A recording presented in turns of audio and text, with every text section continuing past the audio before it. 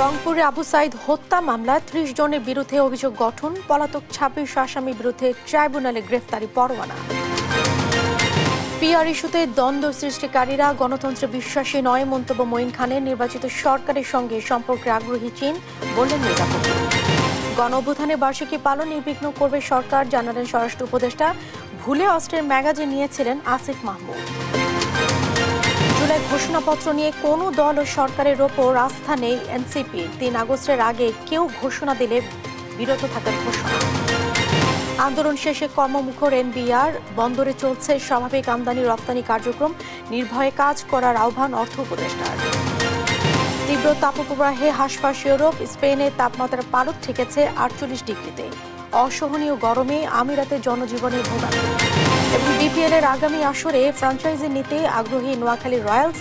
খেলা ডিসেম্বর জানুয়ারিতে, বিসিবির বোর্ড সভায় সিদ্ধান্ত।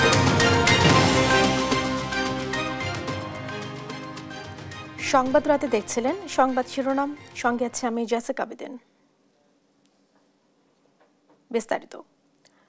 জুলাই আগস্ট আন্দোলনে প্রথম শহীদ রংপুরের বেগম রোকেয়া বিশ্ববিদ্যালয়ের ছাত্র আবু সাইদ হত্যা মামলার আনুষ্ঠানিক অভিযোগপত্র আমলে নিয়েছে আন্তর্জাতিক অপরাধ ট্রাইব্যুনাল, যেখানে ৩০ জনকে অভিযুক্ত করা হয়েছে। এর মধ্যে গ্রেফতারি পরোয়ানা জারি করা হয়েছে বেরোবির সাবেক ভিসি হাসিবুর রশিদ, রংপুর মেট্রোপলিটন পুলিশের সাবেক কমিশনার মনিরুজ্জামান সহ পলাতক ২৬ জনের বিরুদ্ধে। সাবরিনা মজুমদারের রিপোর্ট। ২০২৪ সালের ১৬ জুলাই tear shell, rubber bullet, sound গ্রেনেডের রণক্ষেত্রের রূপ নেয় রংপুর শহর। ওই দিন দুপুরে বেগম রোকেয়া বিশ্ববিদ্যালয়ের শিক্ষার্থী সহ ছাত্র জনতা অবস্থান নেয় ঢাকা রংপুর সড়কে। পুলিশের গুলি উপেক্ষা করে ক্যাম্পাসের মূল ফটকের সামনে দুহাত প্রসারিত করে দাঁড়িয়ে যান অকুতভয় আবু সাইদ। খুব কাছ থেকে পুলিশের করা গুলিতে সড়কে লুটিয়ে পড়েন তিনি। তার এই আত্মত্যাগ গণ আন্দোলনের নতুন মাত্রা যোগ করে। সোমবার আবু সাইদ হত্যা মামলায় আনুষ্ঠানিক অভিযোগপত্র আন্তর্জাতিক অপরাধ ট্রাইব্যুনালে দাখিল করে প্রসিকিউশন। এ নিয়ে শুনানিতে ঘটনা তুলে ধরার পাশাপাশি দেখানো হয় গুলি করে হত্যার ভিডিও। ৩০ আসামির বিরুদ্ধে আনা অভিযোগ পড়ে শোনান চিফ প্রসিকিউটর। এই হত্যাকাণ্ডের মাধ্যমে জুলাই বিপ্লবের আন্দোলন অনেক বেশি গতি পায় এবং সারা বাংলাদেশ জুড়ে আপামর সাধারণ ছাত্রছাত্রীদের সাথে বৈষম্য বিরোধী আন্দোলনের সাথে একাত্মতা প্রকাশ করেন এবং দিনে দিনে আন্দোলন তীব্রতর হয়। শুনানি শেষে অভিযোগপত্র আনুষ্ঠানিক আমলে নিয়ে বেরোবির সাবেক ভিসি হাসিবুর রশিদ, রংপুর মেট্রোপলিটন পুলিশের সাবেক কমিশনার মনিরুজ্জামান সহ পলাতক ২৬ জনের বিরুদ্ধে গ্রেফতারি পরোয়ানা জারি করেন ট্রাইব্যুনাল ২। পরবর্তী শুনানি হবে ১০ জুলাই। আজকে ফরমাল চার্জ এবং অন্যান্য ডকুমেন্টসের উপরে শুনানি করে আন্তর্জাতিক অপরাধ ট্রাইব্যুনালের দ্বিতীয় ট্রাইব্যুনাল ৩০ জন আসামির বিরুদ্ধে অপরাধ আমলে গ্রহণ করেছেন। যদি সকল আসামি গ্রেপ্তার করা না যায় তাহলে পলাতক আসামিদের ব্যাপারে স্টেট ডিফেন্স লয়ার নিয়োগ করার জন্য আদালত আদেশ দিতে পারেন এবং তার মাধ্যমেই আনুষ্ঠানিক বিচারের যাত্রা শুরু হয়ে যাবে। আবু সাইদের মামলার মধ্য দিয়ে ট্রাইব্যুনাল ২-এ প্রথম মামলার বিচার কাজ শুরু হলো। এ পর্যন্ত ৩টি মামলার আনুষ্ঠানিক অভিযোগপত্র দাখিল করা হলো। সাবরিনা মজুমদার, দেশ টিভি, ঢাকা। বৈষম্য বিরোধী ছাত্র আন্দোলনে ধানমন্ডি থানার শিশু মোতালেব হত্যা মামলার আওয়ামী লীগ নেতা শাহে আলম মুরাদকে ১ দিন ও শেরেবাংলা নগর থানার মামলায় সাবেক সংসদ সদস্য সাবরিন আক্তার তুহিনকে ২ দিনের রিমান্ড মঞ্জুর করেছেন আদালত। এছাড়া ধানমন্ডি কোতোয়ালি যাত্রাবাড়ি থানার আলাদা মামলায় সাবেক স্বরাষ্ট্র সচিব জাহাঙ্গীর আলম, সাবেক সংসদ সদস্য মমতাজ বেগম ও নোয়াখালীর সাবেক পুলিশ সুপার আসাদুজ্জামানকে গ্রেফতার দেখানো হয়েছে। সোমবার তাদের প্রত্যেককে আদালতে হাজির করা হয়। পরে রাষ্ট্র ও আসামি পক্ষের আইনজীবীদের শুনানি শেষে এই আদেশ দেন আদালত।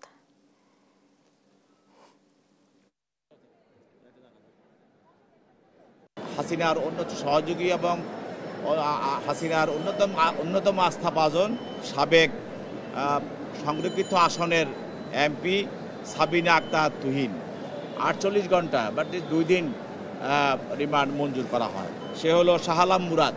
তার বিরুদ্ধে ৫ দিন রিমান্ড প্রার্থনা করা হয়। বিজ্ঞ আদালত ২৪ ঘন্টা মানে ১ দিন রিমান্ড মঞ্জুর করেন।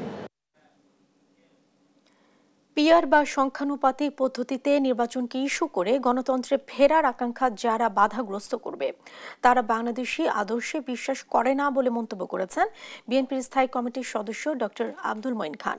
এদিকে দলটির মহাসচিব মির্জা ফখরুল ইসলাম আলমগীর বলেছেন, বাংলাদেশের নির্বাচিত সরকারের সঙ্গে আরও নিবিড়ভাবে কাজ করতে আগ্রহী চীন সরকার। নিয়াজ মোর্শেদের প্রতিবেদন জানাচ্ছেন নাইম আফসান। সোমবার সকালে রাজধানীর কাকরাইলে ডিপ্লোমা ইঞ্জিনিয়ার্স ইনস্টিটিউশনে সাধারণ সভা করে জাতীয়তাবাদী ওলামা দল। সবাইকে সতর্ক করে বিএনপি নেতারা বলেন, নির্বাচন বাধাগ্রস্ত করতে সংখ্যানুপাতিক প্রতিনিধিত্ব সহ নানা বিতর্ক তোলা হচ্ছে। এতে সুযোগ নিতে পারে ফ্যাসিস্ট আওয়ামী লীগ। ধমক দিয়ে সুষ্ঠু নির্বাচন ব্যাহতের চেষ্টা বিএনপি মেনে নেবে না বলেও জানান তারা। ষড়যন্ত্র লুকিয়ে আছে, এটার বেনিফিশিয়ারি কে হতে পারে আমাকে আপনাকে চিন্তা করতে হবে। আজকে যদি পিআর পদ্ধতির কোন এই ধরনের কথাবার্তার মাধ্যমে কেউ সুযোগ পায়, সেখানে ফ্যাসিস্ট সেই সুযোগটা সর্বপ্রথম পাবে। 11 মাস চলে যাচ্ছে, কিসের ইঙ্গিত বহন করে? নিশ্চয়ই কোনো ষড়যন্ত্র হচ্ছে, নিশ্চয়ই লন্ডন এবং ইউনুসের বৈঠকের প্রত্যাশাকে নষ্ট করে দেওয়ার একটি ষড়যন্ত্র। ওই 2 দিন আগের এই জনসভা থেকে আমরা পিআর সংখ্যানুপাতে যে কথা বলা হচ্ছে। প্রধান অতিথির বক্তব্যে বিএনপির স্থায়ী কমিটির সদস্য আব্দুল মঈন খান বলেন, যারা পিআর পদ্ধতি নিয়ে বিতর্ক সৃষ্টি করছে তারা গণতন্ত্রে বিশ্বাস করে না। পিআরকে ইস্যু করে বাংলাদেশের মানুষের যে গণতন্ত্রের আকাঙ্ক্ষা, সেই গণতন্ত্রের আকাঙ্ক্ষাতে যদি কেউ দ্বন্দ্ব সৃষ্টি করে, আমি বলবো তারা বাংলাদেশের আদর্শে বিশ্বাস করে। এদিকে গুলশান কার্যালয়ে চীন সফর শেষে বিএনপির অর্জন নিয়ে সংবাদ সম্মেলন করেন দলের মহাসচিব মির্জা ফখরুল ইসলাম আলমগীর। বলেন, নির্বাচিত সরকারের সঙ্গে ঘনিষ্ঠভাবে কাজ করার আশা প্রকাশ করেছে চীন। দ্রুতই একটি নির্বাচিত সরকারের সাথে নতুনভাবে কার্যক্রম শুরুর ব্যাপারে চীনের পক্ষ থেকে আশাবাদ ব্যক্ত করেছেন। রোহিঙ্গা প্রত্যাবর্তনে মিয়ানমার সরকারকে রাজি করাতে আন্তরিকতার সাথে কাজ করবে চীন, এমন আশ্বাস পেয়েছেন বলে জানান বিএনপি মহাসচিব। নাইম আফসান, দেশ টিভি, ঢাকা। জাতীয় সংসদ নির্বাচনে ভোট কেন্দ্র স্থাপনে জেলা প্রশাসক ও উপজেলা নির্বাহী কর্মকর্তাদের প্রধান করে কমিটি করার বিধান বাদ দেওয়া হয়েছে।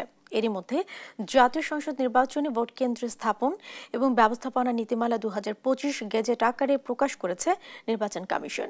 ভোট কেন্দ্র স্থাপন ইসির কাজ হলেও গত সংসদ নির্বাচনের আগে কাজী হাবিবুল আউয়ালের নেতৃত্বাধীন কমিশন এই কাজে প্রশাসন ও পুলিশের কর্মকর্তাদের যুক্ত করেছিল।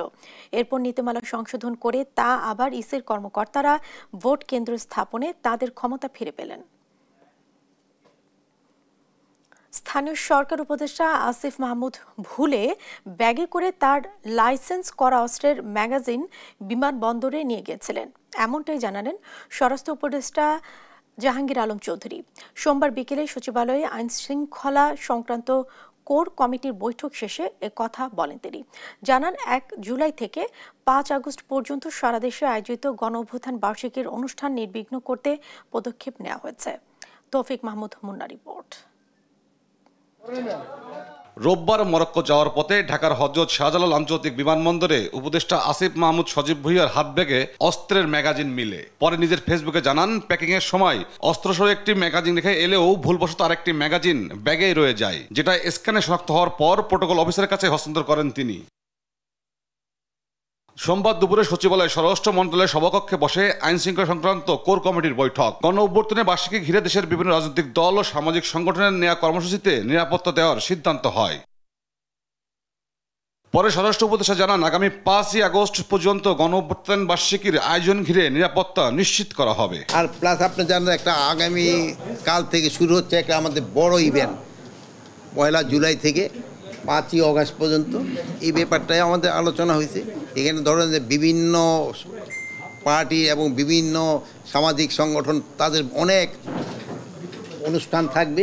এই অনুষ্ঠানগুলি যেন নির্বিঘ্নে কিভাবে হতে পারে, এইসব ব্যাপারে আমাদের মেইনলি আলোচনা হয়েছে। সাংবাদিকদের প্রশ্নের জবাবে তিনি জানান, উপদেষ্টা আসিফ মাহমুদের লাগেজে ভুলবশত তার লাইসেন্স করা অস্ত্রের একটি ম্যাগাজিন রয়ে যায়। বিমানবন্দরে কাউকে বিশেষ সুবিধা না দেওয়ার নির্দেশনাও দিয়েছেন স্বরাষ্ট্র উপদেষ্টা। আর এই একটা লাইসেন্সকৃত হাতিয়ার পিস্তলের একটা ম্যাগাজিন যে থাকে, একটা খালি ম্যাগাজিনটা ওইটা ভুলে ওনার ইস্যু রয়ে গেছিলো। ওইটা হয়তো ভুলে অনেক সময় আপনি দেখেন হয়তো চশমাটা নিয়ে যাবেন, ভুলে হয়তো চশমা না নিয়ে মোবাইলটা নিয়ে রওনা হয়ে গেলেন, এরকম এই ভুল এটা একটা মানে জাস্ট একটা ভুল।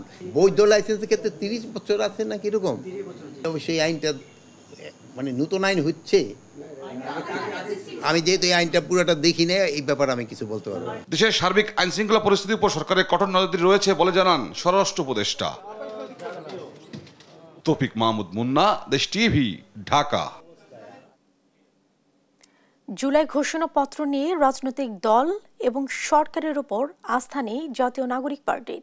3 আগস্টের আগে সরকার বা কোনো দল এই ঘোষণা দিলে এনসিপি বিরত থাকবে বলে জানান দলটির উত্তরাঞ্চলের মুখ্য সংগঠক সার্জিস আলম। আরও জানাচ্ছেন জনাতুল মোহনা। 2024-এর জুলাই গণ অভ্যুত্থানের বছর পেরুবে মঙ্গলবার। দেশের সবচেয়ে বড় এই অভ্যুত্থানের আত্মত্যাগের স্বীকৃতি জুলাই ঘোষণাপত্র এখনো প্রকাশিত হয়নি। 1 বছর পেরিয়ে গেলেও জুলাইয়ের আন্দোলনকারীদের আকাঙ্ক্ষা ছিল এই ঘোষণাপত্র। গত 31শে ডিসেম্বর জুলাই অভ্যুত্থানের অগ্রনায়করা ঘোষণাপত্র পাঠ করতে চাইলে সরকারের আশ্বাসে সে কর্মসূচি স্থগিত করেন। তবে এতদিন পরেও এ নিয়ে অন্যান্য রাজনৈতিক দল এবং সরকারের সাড়া শব্দ না পেয়ে ক্ষুব্ধ প্রতিক্রিয়া জানিয়েছেন জাতীয় নাগরিক পার্টি। এ নিয়ে সংবাদ সম্মেলনের পাশাপাশি ফেসবুক পোস্ট দেন দলের আহ্বায়ক নাহিদ ইসলাম। তাদের কাছে যদি অভ্যুত্থানের আকাঙ্ক্ষাটা গুরুত্বপূর্ণ হতো তাহলে তারা সেটাতে জোর দিত। তারা নির্বাচন, বিভিন্ন জায়গায় ক্ষমতার অপব্যবহার, চাঁদাবাজি এগুলো নিয়ে যতটা সক্রিয় এবং তাদের জায়গা থেকে যতটা ভূমিকা, ততটুকু ভূমিকা যদি ঘোষণাপত্র নিয়ে থাকতো তাহলে 24শে ডিসেম্বরের মধ্যেই ঘোষণাপত্র আসতো। অন্য কারো উপর ভরসা না করে 3 আগস্ট নিজেরাই ঘোষণাপত্র পাঠ করবেন বলে জানান এনসিপির উত্তরাঞ্চলের মুখ্য সংগঠক সার্জিস আলম। কোনো রাজনৈতিক দলের কাছে যদি এটা গুরুত্বপূর্ণ না হয় তাহলে আমাদের নিজেদের জায়গা থেকে আমাদের নিজের করতে হবে। এই সরকারের কাছে যদি এটা গুরুত্বপূর্ণ না হয় তাহলে এটা এই সরকারের ব্যর্থতা, কিন্তু আমাদের দায়বদ্ধতা যেটা এটা আমাদের পূরণ করতে হবে। এই কারণেই ওই 3 আগস্টের আগেও যদি রাজনৈতিক দলের সাথে কথা বলে এই অন্তর্বর্তীকালীন সরকার এই ঘোষণাপত্র দিতে পারে তাহলে আমরা দিব না, কিন্তু যদি না দেয় তাদের উপর আমাদের ওই আস্থাটুকু আর নাই যে আমরা তাদের জন্য অপেক্ষা করব, আমরা 3 আগস্টে দিয়ে দেব। সরকারের উপর আস্থা হারিয়েছে এনসিপি বলেও মন্তব্য করেন সার্জিস আলম। জান্নাতুল মোহনা, দেশ টিভি, ঢাকা। জুলাই সনদ ঘোষণা করতে না পারা অন্তর্বর্তী সরকারের ব্যর্থতা, এক্ষেত্রে সরকার উদাসীনতার পরিচয় দিচ্ছে বলে মন্তব্য করেছেন ছাত্র শিবিরের কেন্দ্রীয় সভাপতি জাহিদুল ইসলাম। সোমবার বিকেলে ঢাকা বিশ্ববিদ্যালয়ের মধুর ক্যান্টিনে সংবাদ সম্মেলনে তিনি এ কথা বলেন। এ সময় জুলাই অভ্যুত্থানের বর্ষপূর্তিতে 36 দিনের 11 দফা কর্মসূচি ঘোষণা করেন তিনি। এর মধ্যে থাকছে সেমিনার, সিম্পোজিয়াম, রিসার্চ কনফারেন্স, আলোচনা সভা ও দোয়া অনুষ্ঠান। এছাড়া বিশ্ববিদ্যালয়গুলোতে ছাত্র সংসদ নির্বাচনের রোডম্যাপ ঘোষণার দাবি জানান শিবির সভাপতি। এ সময় দেশে চলমান ধর্ষণের ঘটনার উদ্বেগ প্রকাশ করে সরকারকে কার্যকর পদক্ষেপ নেওয়ার আহ্বান জানান তিনি। জুলাইয়ের 1 বছর পূর্ণ হতে যাচ্ছে, অথচ জুলাই সনদ ঘোষণা করতে পারেনি সরকার। এটাকে আমরা সরকারের ব্যর্থতার অংশ মনে করছি। আমরা মনে করি সকল অপতৎপরতার ঊর্ধ্বে জুলাই অভ্যুত্থানকে বিজয় ও বিপ্লবে রূপান্তর করতে প্রয়োজন জুলাই ঘোষণাপত্র, যেখানে জুলাই আন্দোলনের শহীদ, আহত, পঙ্গুত্ব বরণকারী ও অংশগ্রহণকারী সকল পক্ষের স্বীকৃতি প্রদান করতে হবে। রাজধানীর হাতিরপুলে গণসংহতি আন্দোলনের কেন্দ্রীয় কার্যালয়ের সামনে ককটেল বিস্ফোরণের ঘটনা ঘটেছে। এতে কোনো হতাহতের ঘটনা ঘটেনি। প্রত্যক্ষদর্শীরা জানান, সোমবার রাত 8:30টার দিকে দুর্বৃত্তরা মোটরসাইকেলে এসে ককটেল ছোড়ে। চলমান মোটরসাইকেলের পেছনে বসে থাকা ব্যক্তি একই সাথে 2টি ককটেল ছুড়ে মারে বলে জানান তারা। গণসংহতি আন্দোলনের নেতারা জানান, জুলাই অভ্যুত্থানের বর্ষপূর্তি মাস শুরুর আগ মুহূর্তে এমন ধরনের ঘটনা উদ্দেশ্যমূলক। সাধারণ মানুষকে ভয় দেখাতে এমন ধরনের কর্মকাণ্ড ফ্যাসিস্ট বলে মন্তব্য করেন তারা। গুরুত্বের সাথে তদন্ত করে দোষীদের আইনের আওতায় আনার আহ্বান জানান নেতারা। এবং এই ধরনের একটি ককটেল হামলা আমরা অত্যন্ত উদ্বেগের সাথে এটাকে লক্ষ্য করছি যে এইটার মধ্য দিয়ে আগামীকাল যে জুলাইয়ের যাত্রা শুরু হবে, জুলাইয়ের যে গণঅভ্যুত্থান, সেই অভ্যুত্থানকে পালন করা, এটার পূর্ব মুহূর্তে গণসংহতি আন্দোলনের কার্যালয়ের সামনে হাতিরপুল সড়কে এইভাবে ককটেল বিস্ফোরণ এটা উদ্দেশ্যমূলকভাবে করা হয়েছে বলে আমরা মনে করি।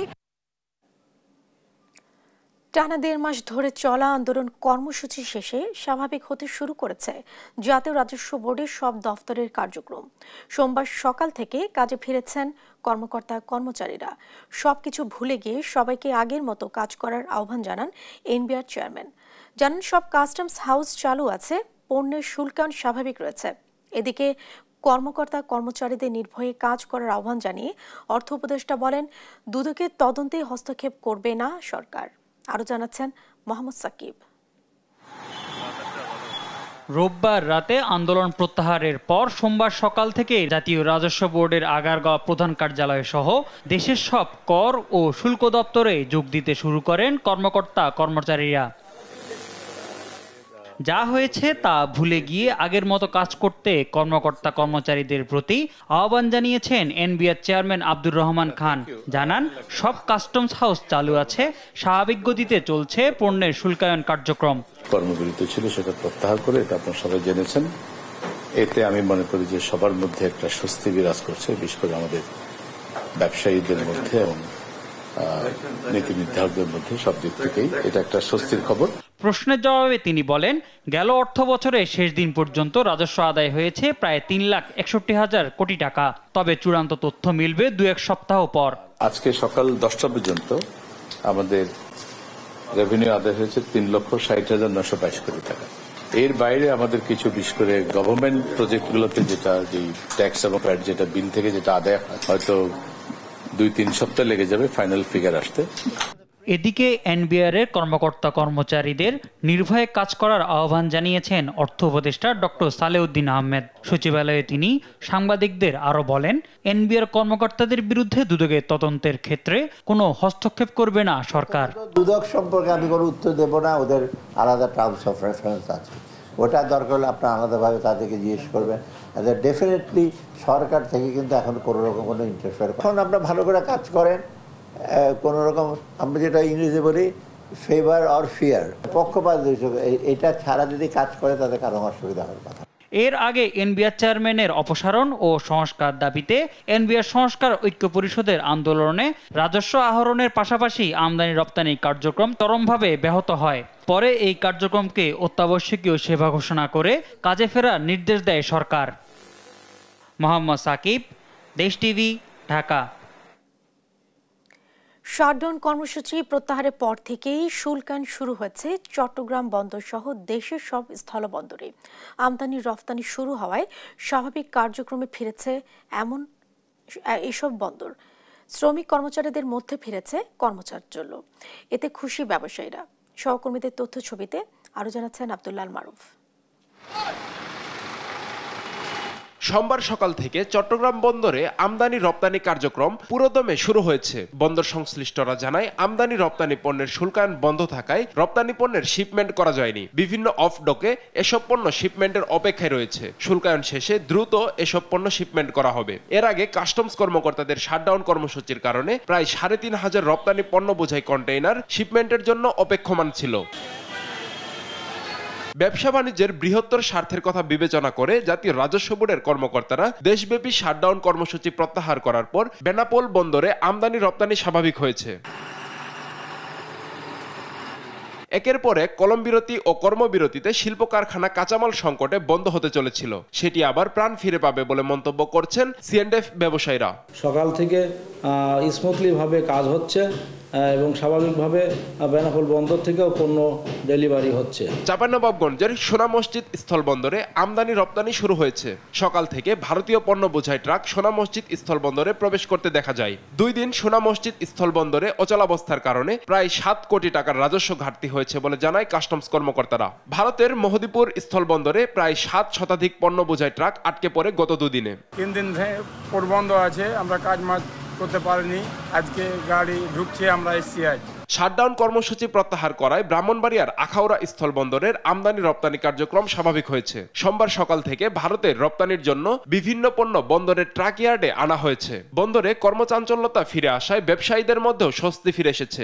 অর্থনৈতিক অবকাঠামো যেগুলোর সাথে সম্পৃক্ত আছে সেগুলোর সাথে যেন কোনো হরতাল আন্দোলন কোনো যেন জড়িত না থাকে, সেটার জন্য আমরা সরকারের কাছে সবসময় আবেদন জানাবো। দিনাজপুরের হিলি স্থল বন্দরে আমদানি রপ্তানি সহ বন্দরের সব কার্যক্রম শুরু হয়েছে। সোমবার সকাল থেকে পণ্যবাহী ট্রাক বাংলাদেশে ঢুকছে। আজকে থেকে আমাদের হিলি স্থল কাস্টমস স্টেশন স্বাভাবিক কার্যক্রম অব্যাহত আছে, আমদানি রপ্তানি কার্যক্রম অব্যাহত আছে এবং বন্দরের কার্যক্রম অব্যাহত আছে। আব্দুল আল মারুফ, নিউজ ডেস্ক, দেশ টিভি। প্রধান উপদেষ্টা ডক্টর ইউনূসের সঙ্গে টেলিফোনে কথা বলেছেন মার্কিন পররাষ্ট্রমন্ত্রী মার্কো রুবিও। সোমবার সন্ধ্যা 7:30টায় মার্কিন পররাষ্ট্রমন্ত্রী ও প্রধান উপদেষ্টার মধ্যে প্রায় 15 মিনিট ব্যাপী এ ফোন আলাপ হয়। এতে দুই দেশের দ্বিপক্ষীয় সম্পর্ক আন্তরিক ও গঠনমূলক করা নিয়ে আলোচনা হয়। প্রধান উপদেষ্টা প্রেস সচিব শফিকুল আলম বিষয়টি নিশ্চিত করেছেন। তিনি জানান, দুই দেশের মধ্যে উষ্ণ, সৌহার্দ্যপূর্ণ ও গঠনমূলক কথোপকথন হয়েছে, যা দুই দেশের মধ্যে চমৎকার সম্পর্কের প্রতিফলন। ডেঙ্গু প্রাদুর্ভাবের সময়ে রোগী ও তাদের পরিবার যাতে অত্যাধিক খরচে না পড়ে সে লক্ষ্যে স্বাস্থ্য অধিদপ্তর ডেঙ্গু পরীক্ষার সর্বোচ্চ ফি নির্ধারণ করে দিয়েছে। সোমবার স্বাস্থ্য অধিদপ্তরের এক অফিসিয়াল নির্দেশনায় এই বিষয়ে জানানো হয়েছে। এতে বলা হয়, সরকারি হাসপাতালে ডেঙ্গুর মূল পরীক্ষার জন্য 50 টাকা নির্ধারণ করা হয়েছে। অন্যদিকে বেসরকারি হাসপাতাল ও ডায়াগনস্টিক সেন্টারে একই পরীক্ষার সর্বোচ্চ ফি নির্ধারণ করা হয়েছে 300 টাকা। এছাড়া সিবিসি পরীক্ষার সর্বোচ্চ মূল্য 400 টাকা নির্ধারণ করা হয়েছে। নির্দেশনায় বলা হয়েছে, আগামী 31 ডিসেম্বর পর্যন্ত এই ফি নীতিমালা কার্যকর থাকবে। স্বাস্থ্য অধিদপ্তর দেশের সব সরকারি ও বেসরকারি স্বাস্থ্য সেবা প্রতিষ্ঠানকে এই নির্দেশনা কঠোরভাবে অনুসরণ করার জন্য আহ্বান জানিয়েছে।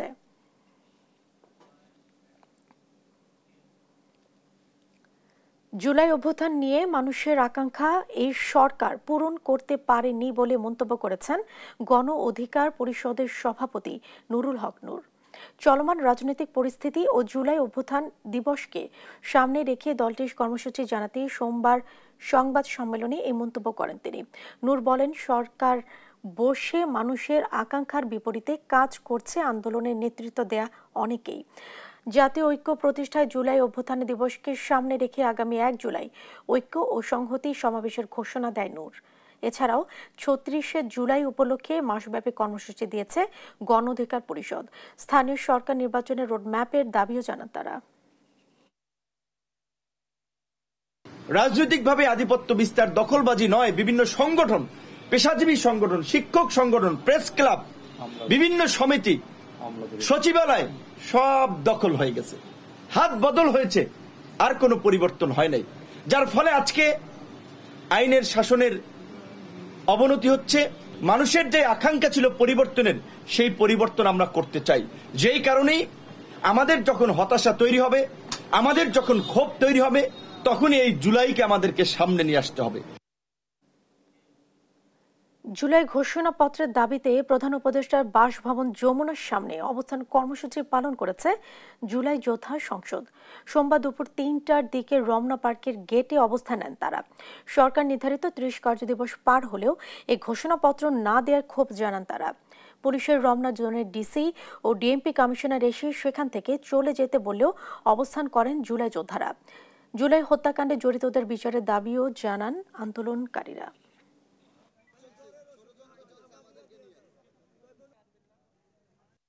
আমরা টাকা পয়সা চাচ্ছি না, আমাদের চাচ্ছি তারা জুলাই ঘোষণাটা কেন দিচ্ছে না, বারবার ডেট কেন পিছাচ্ছে, আর পিছাচ্ছে এটারও কোনো ইয়ে বলতেছে না। আর এনসিবি একটা কথা বলছে যে তারা দিবে, কেন? ঘোষণা আসবে সরকারের পক্ষ থেকে। আমাদের ঘোষণাপত্র না হওয়া মানে হচ্ছে এই লিস্ট ধরে ধরে যদি কোনোদিন এই স্বৈরাচার খুনি হাসিনা বাংলাদেশে আসে, আমাদেরকে ধরে ধরে বাসায় টিকতে দিবে না। দুনিয়ার কোথাও গণ অভ্যুত্থান হওয়ার পরে 1 বছর নেয়নি ঘোষণাপত্রের জন্য। কেন আমাদের দ্বারা গঠিত সরকার এখন পর্যন্ত 1 বছর সময় নিল? আমাদের বোধগম্য হয় না। নবায়নযোগ্য জ্বালানি খাতে আমলাতান্ত্রিক জটিলতায় বিনিয়োগ বাধাগ্রস্ত হচ্ছে বলে দাবি করেছে Centre for Policy Dialogue CPD. সোমবার রাজধানী গুলশানে একটি হোটেলে নবায়নযোগ্য জ্বালানি খাতে বিনিয়োগের চ্যালেঞ্জ শীর্ষক সংলাপে এই দাবি জানায় সংস্থাটি। এ সময় নানা প্রতিবন্ধকতা নিরসনে সরকারের প্রতি আহ্বান জানান চীনা বিনিয়োগকারীরা। মোহাম্মদ আলাউদ্দিনের রিপোর্ট। বিশ্বব্যাপী নবায়নযোগ্য জ্বালানির ব্যবহার দ্রুত বাড়লেও বাংলাদেশে এখনও প্রাথমিক পর্যায়ে আছে। সোমবার রাজধানীর গুলশানে একটি হোটেলে নবায়নযোগ্য জ্বালানি খাতে বিনিয়োগের চ্যালেঞ্জ শীর্ষক সংলাপে এমন তথ্য উঠে আসে সেন্টার ফর পলিসি ডায়ালগ সিপিডির গবেষণায়। এ সময় বাংলাদেশে নবায়নযোগ্য জ্বালানির সমৃদ্ধিতে বিনিয়োগ খাতে বিদ্যমান প্রতিবন্ধকতা নিরসনে সরকারের প্রতি আহ্বান জানান চীনা বিনিয়োগকারীরা। বলেন, এশিয়া প্যাসিফিকের অন্যান্য দেশগুলোর পাশাপাশি বাংলাদেশেও এই খাতে বিনিয়োগ বাড়াতে চায় চীন। So recently in the energy and power market, the Middle Asia country is a very eye-catching market. So we personally think that global there are a lot of market to be invested. আমলাতান্ত্রিক জটিলতায় বিনিয়োগ প্রক্রিয়া থমকে আছে জানিয়ে সিপিডির গবেষণা পরিচালক doctor Khandakar Moazzem বলেন, নবায়নযোগ্য জ্বালানি খাতে বিনিয়োগের জন্য দেশি বিদেশি যে 37টি প্রতিষ্ঠানের সাথে লেটার অফ ইন্টেন্ট হয়েছে সেগুলো পুনর্মূল্যায়ন করা জরুরি। It is very important to simplify the administrative process. Simplification means reducing the number of forms and standardized documents. So I think government should sophisticatedly deal with these things. And of course, government has go for open bidding. We appreciate that. But for a special consideration, we are requesting government to go for an interim arrangement for those LOIs. বিনিয়োগকারীদের আকৃষ্ট করতে BIDA সহ সংশ্লিষ্ট সব প্রতিষ্ঠান আধুনিকায়নের পরামর্শ দিয়েছে CPD. Mohammad Alauddin, দেশ টিভি, ঢাকা। দুদকের ভুয়া প্রতারক চক্রের খপ্পরে যারা পড়েছে তাদেরকেও জিজ্ঞাসাবাদের আওতায় আনা হবে বলে জানিয়েছেন মহাপরিচালক আক্তার হোসেন। তিনি বলেন, গত 2 দিনে 5 প্রতারককে ধরেছে সংস্থাটি। দুদকের চেয়ারম্যান থেকে শুরু করে বিভিন্ন পর্যায়ে কর্মকর্তাদের স্বাক্ষর জাল করে ও মুঠোফোনে চাঁদা আদায় করছিল একদল প্রতারক। জানিয়ে এনসিপির নেতা হাসনাত আবদুল্লাহ দুদকের দিকে অভিযোগ তুলে ফেসবুকে পোস্ট দেন। এরপরে নড়েচড়ে বসে দুদক। গত 2 দিনে রাজধানীর মুগদা এলাকা থেকে গ্রেফতার করা ভুয়া চক্রের 5 জনকে, যাদের মধ্যে 4 জন বিভিন্ন সময়ে গ্রেফতার হয়ে জামিনে ছাড়া পেয়ে জড়িতদের প্রতারণার কাজে বলে জানিয়েছে সংস্থাটির মহাপরিচালক। প্রতারক চক্রকে গ্রেফতারের অভিযান অব্যাহত আছে, কারণ আমাদের কাছে আরও কিছু প্রতারক চক্র যারা এই কার্যক্রম করেছেন, আরও কয়েকজন এখনও গ্রেপ্তারের বাইরে রয়েছেন। আমরা তাদের নামটা এখন আপনাদের সাথে শেয়ার করতে চাই না, এবং তারা গ্রেপ্তার হলে সেই বিষয়টি আপনারা অবশ্যই জানবেন।